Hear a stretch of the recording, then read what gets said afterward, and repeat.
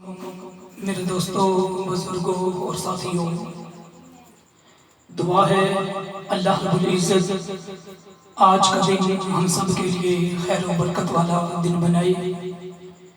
میرے دوستوں، آج کا میرا موضوع لٹا ہوا قافلہ۔ بیان تو قبل ایک چھوٹی سی گزارش، اگر آپ کو چھوٹا سا بیان اچھا لگے تو اس چینل کو سبسکرائب کریں، لائک کریں اور دعا کریں، اللہ تعالیٰ مزید پڑھنے کی توفیق عطا فرمائے۔ میرے دوستو، بیمار علی عابد رضی اللہ تعالیٰ عنہ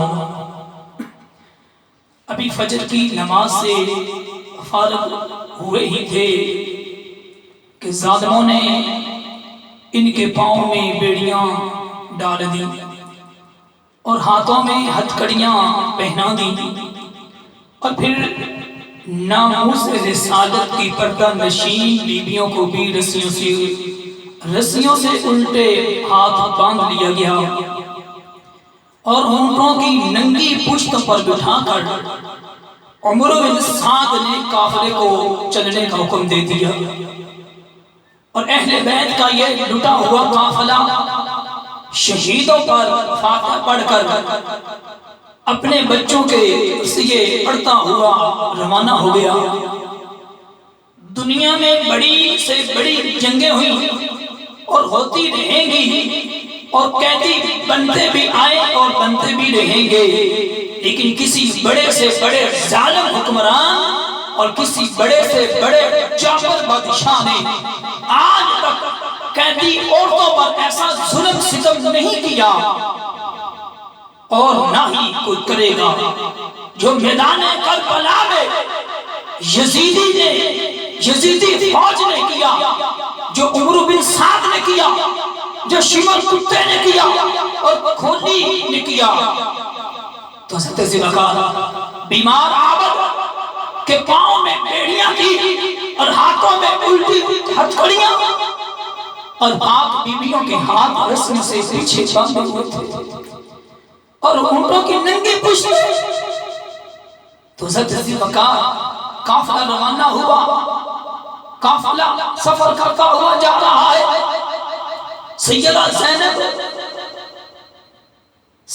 زینب سلام اللہ علیہا کی سالاری میں میدان کربلا سے روانہ ہوا، تو اس وقت قیامت خیز کھڑی سے انسان اور حیوان تو کیا، شجر حجر تو کیا، جنوں کے رونے کی آوازیں آ رہی تھی۔ تو حضرت ذوالفقار، اے آنکھ، تو غم حسین میں جتنا بھی رو سکتی ہے رو لے، میرے بعد ان شہیدوں پر کون روئے گا؟ تو حضرت ذوالفقار قافلہ اس مظلومی بے کسی کے عالم میں بڑے صبر و حمل کے ساتھ چلتا گیا، یہاں تک کہ منزل حیران میں جا کر رک گیا۔ حیران کا ایک رئیس یہودی جس کا نام یحییٰ تھا، اپنے محل کی چھت پر بیٹھا اس قافلے کو انتہائی دردناک طریقے سے آتا ہوا دیکھ رہا ہے۔ جب اس نے حضرت شبیر کے سر اقدس کو دیکھا تو لب مبارک ہلنے، اور آپ یہ آیت پڑھ رہے تھے، وَسَيَعْلَمُ الَّذِينَ ظَلَمُوا۔ یحییٰ یہودی نے حیران ہو کے شمر سے پوچھا یہ کس کا سر ہے؟ اس نے جواب دیا کہ یہ نواز رسول حسین ابن علی کا سر ہے۔ تو اس نے کہا کہ اگر ان کے نانا سچے نبی نہ ہوتے تو ان کے تو نواسے سے یہ کرامت ظاہر نہ ہوتی۔ یحییٰ نے سر اقدس کو بوسہ دیا اور کلمہ شہادت پڑھ کر مسلمان ہو گیا، اور پھر اس نے کربلا کے لیے کھانا پکا کر عمر بن سعد نے شہادت سر اقدس کو بوسہ دیا، کلمہ شہادت پڑھ کر مسلمان ہو گیا، اور پھر اس ران کربلا کے لیے کھانا پکا کر لایا تو حضرت ذوالفقار مگر عمر بن سعد نے واپس کر دیا، عمر بن سعد نے واپس کر دیا۔ تو حضرت ذوالفقار دوبارہ رپیٹ کر رہا ہوں، یحییٰ نے سر اقدس کو بوسہ دیا اور کلمہ شہادت پڑھ کر مسلمان ہو گیا، اور پھر اس ران کربلا کے لیے کھانا پکا کر لایا مگر عمر بن سعد نے واپس کر دیا۔ تو یحییٰ نے تلوار نکال لی اور 8 یزیدیوں کو قتل کر کے لڑتا ہوا جانے شہادت نوش کر گیا۔ قافلہ چلتا گیا اور فاطمہ کا لال نیزے پر بھی قرآن پڑھتا گیا اور دنیا کو یہ بتاتا گیا کہ قرآن ہمارے گھر نازل ہوا اور ہم ہی اس کے وارث و حافظ ہیں، اور اسی قرآن کی عزت آبرو کی خاطر میں نے اپنا سب کچھ قربان کر دیا۔ ظہر کی نماز کا وقت ہو گیا تو رسیوں میں جھگڑی ہوئی، سید زینب نے برگاہ الہی میں عرض کی، اے رب العالمین، آج جس حال میں تیرے حضور ہیں ہم پیش ہو رہے ہیں، تو دیکھ رہا ہے، پانی ہوتا تو وضو کر لیتے، مٹی ملتی تو تیمم کر لیتے، اور آزاد ہوتے تو قبلہ رخ ہو جاتے۔ رسیوں میں جھگڑے ہوئے ہیں، نہ رکوع کر سکتے ہیں نہ سجدہ کر سکتے ہیں، مگر پھر بھی جس طرح ہو سکا تیری برگاہ میں حاضر ہو گئے ہیں۔ اے خالق کائنات، ہماری مجبوری دے، ہماری مجبوری کو دیکھ کر ہماری نمازیں قبول کر لے، ہماری مجبوری کو دیکھ کر ہماری نمازیں قبول کر لے۔ تو حضرت ذوالفقار ناموس رسالت کے اسران کا قافلہ منزلیں طے کرتا ہوا موصل پہنچا، بازاروں سے گزر رہا تھا کہ 71 سال کا بوڑھا حضرت زین العابدین کے پاس آیا اور کہنے لگا، اے زین العابدین، اپنے پاؤں میں بیڑیاں دیکھ کر گھبرا نہ جانا اور قیدی بن کر پریشان نہ ہو جانا۔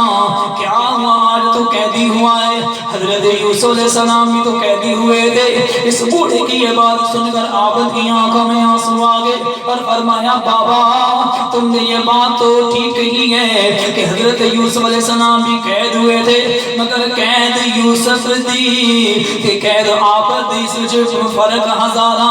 یوسف کے قید اکلا آیا میرے نال نے پردے دارا، 40 سالہ بچو یوسف مل پیا باپ تے بھائیاں، پر روز قیامت طے کر پا گیا میرا باپ جدائیاں۔ رات اندھیری تھی اور کوفے کا رنگستان، اور وہ نیزہ جس پر امام عرش مقام کا سر اقدس تھا کھولی کے ہاتھ میں تھا، اچانک کھولی کے ہاتھ سے نیزہ چھوٹ کر زمین میں گڑ گیا۔ کھولی نے بہت کوشش کی مگر نیزہ نہ نکل سکا، وہ حیران تھا اور قافلہ رک گیا۔ عمر بن سعد نے پوچھا، قافلہ کیوں رک گیا ہے؟ تو کھولی نے ساری بات بتائی۔ عمر بن سعد نے شمر سے کہا، شمر سید عابد کے پاس آیا اور بیمار عابد کے جسم پر کوڑے برسانے لگا۔ جناب عابد نے ہاتھ جوڑ کر عرض کی، ابو جی ابو جی ہائے ابو جی، اب مجھ میں کوڑے کھانے کی ہمت نہیں رہی، خدا کے لیے آگے چلو۔ تو سر پاک سے آواز آئی، بیٹا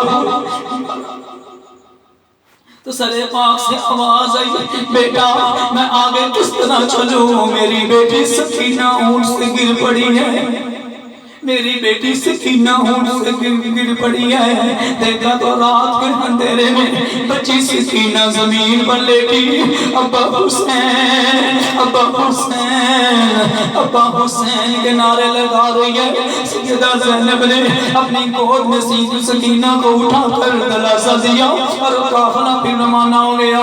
ایک صبح بال مصطفیٰ کا یہ قافلہ کوفے کے قریب تھا۔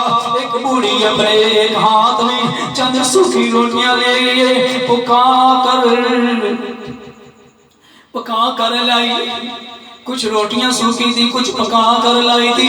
اے قافلے والو، اے قافلے والو، خدا کے لیے ذرا قافلہ روکو۔ اس بوڑھی عورت کی فریاد پر قافلہ روک لیا گیا، اور وہ بوڑھی عورت لکڑی کے سہارے عمر بن سعد کے پاس پہنچی اور التجا کی، مجھے قافلے کے سردار کے پاس پہنچا دو۔ عمر بن سعد نے حکم دیا، اس بوڑھی عورت کو بنت علی کے پاس پہنچا دیا گیا۔ بوڑھی عورت سیدہ کو دیکھتے ہی پاؤں میں گر پڑی اور عرض کی، اے پاک خاتون، مفلس ہوں، محتاج ہوں، غریب ہوں، مگر پھر بھی جو کچھ ہو سکا لے آئی ہوں، اگر قبول کر لو تو خوش نصیبی ہو، میری خوش نصیب بھی ہو۔ سیدہ زینب نے فرمایا، اماں جی تمہاری اس تکلیف کا شکریہ کہ تو نے اس جنگل پردیس میں ہماری مہمان نوازی کی۔ اور پھر پوچھا کہ اے نیک مائی بتا کہ تو کون ہے؟ بوڑھی عورت نے جواب دیا کہ میں کسی زمانے میں خاتون جنت حضرت فاطمہ الزہرا کی کنیز تھی، ان کے کپڑے دھویا کرتی تھی، ان کے برتن صاف کیا کرتی تھی، اور ان دنوں اور دن رات ان کی خدمت میں رہا کرتی تھی۔ خاتون جنت کی جائی نے پوچھا، اماں جی اس زمانے کی کوئی بات بتاؤ۔ بوڑھی عورت نے عرض کی، اے پاک بی بی، جس زمانے میں میں حضرت فاطمہ کی کنیز تھی، نوکرانی تھی، ان دنوں ان کی گود میں ایک بچی تھی جس کا نام زینب تھا، جس کا نام زینب تھا۔ اس عورت نے اتنا کہا، اتنا کہہ کر سیدہ کی طرف آنکھیں پھاڑ کر دیکھا تو دل بھڑک اٹھا اور عرض کی، اے پاک خاتون، خدا کے لیے مجھے جلدی بتاؤ کہ آپ کون ہیں، آپ کا نام کیا ہے، اور حضرت فاطمہ الزہرا سے آپ کا کیا رشتہ ہے؟ اس لیے کہ میں آپ کی صورت میں فاطمہ کی جھلک دیکھ رہی ہوں۔ نہیں جھلک ہی نہیں بلکہ تصویر فاطمہ دیکھ رہی ہوں۔ نبی کا واسطہ بتاؤ کہ آپ کا ان سے کیا تعلق ہے؟ سیدہ پاک کی آنکھیں اشکبار ہوگی اور فرمایا، اماں جان فاطمہ میری ماں تھی اور میں انہی کی لگت جگر ہوں، میرا نام ہی زینب ہے۔ اس عورت نے یہ سنا تو سیدہ کو کلامے میں بھر لیا اور تاڑے مار کر رونے لگی اور بولی، بی بی میں نے تجھے اپنی گود میں کھلایا ہے، میں دعا کیا کرتی تھی کہ کبھی اس پاک صورت کو دیکھ لوں، اللہ کا شکر ہے کہ مرنے سے پہلے وہ پاک صورت دیکھ لی۔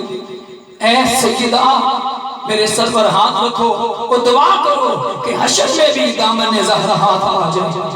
سیدہ نے ہاتھ اٹھائی اور برگاہ رب العزت میں اس کے لیے دعا کی، یا اللہ اس بوڑھی عورت نے اس جنگل پردیس میں ہماری مہمان نوازی کی ہے، تو حشر کے میدان میں اس کی مشکل آسان کر دینا۔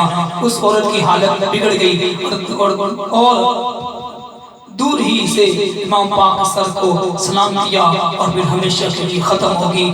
تو حضرت سیوکا یہ قافلہ آگے چلتا گیا، کل انشاءاللہ تعالیٰ آگے آل مصطفیٰ کوفہ میں یہ بیان ہوگا۔ دعا ہے اللہ تعالیٰ غم حسین میں رونے کی توفیق عطا فرمائے۔